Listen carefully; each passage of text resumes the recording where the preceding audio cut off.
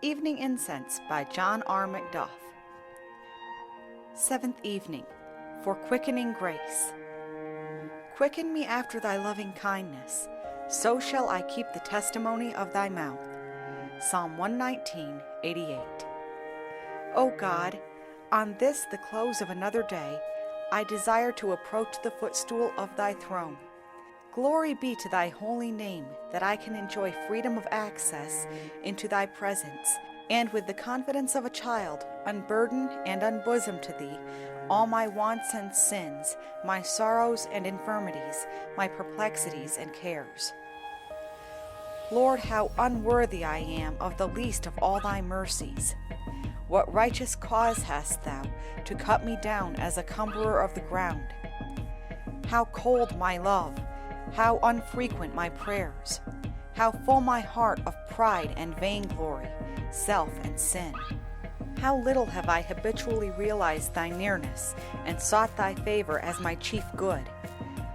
There is enough of coldness and formality in my best approaches to thy footstool to lead thee in thy wrath to turn me forever away and to mingle my blood with my sacrifices. I cast myself as a worthless, unworthy sinner at the feet of Jesus. I need daily, hourly washing at that fountain which he has opened for sin and for uncleanness. Wash me, gracious Lord, fully, freely, and forever. Let me know the blessedness of no condemnation. Deepen my contrition on account of my sin.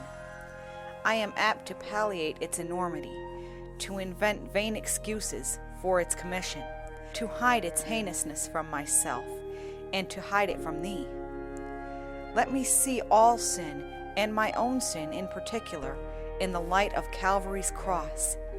May I hate it with a perfect hatred, and resolve in thy grace that it henceforth have no dominion over me. O quicken me by the indwelling of thy blessed Spirit. May I seek to be progressing in the divine life.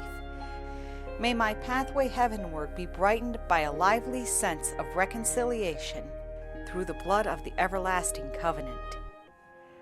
Let me lean on thy heavenly arm, seeking thy glory with singleness of eye. May it be my greatest grief to give thee pain, my greatest joy and happiness to do thy will. Keep me from all hard thoughts and unrighteous surmises regarding thy dealings. May I see them all as designed to quicken my steps in the heavenly way, to bring me nearer thyself, and to impart an increasing meetness for glory. Let thy kingdom come. Let thy blessed gospel triumph over the pride and superstition and will worship of man. Put an end to war and discord, and may all the ends of the earth see thy salvation. Bless thy ministering servants. May they be valiant for the truth, and have no fear but the fear of God. Be the guide and guardian of all whom I love. Preserve their bodies from danger and their souls from sin. Watch over them and me this night. Be about our bed as thou hast been about our path.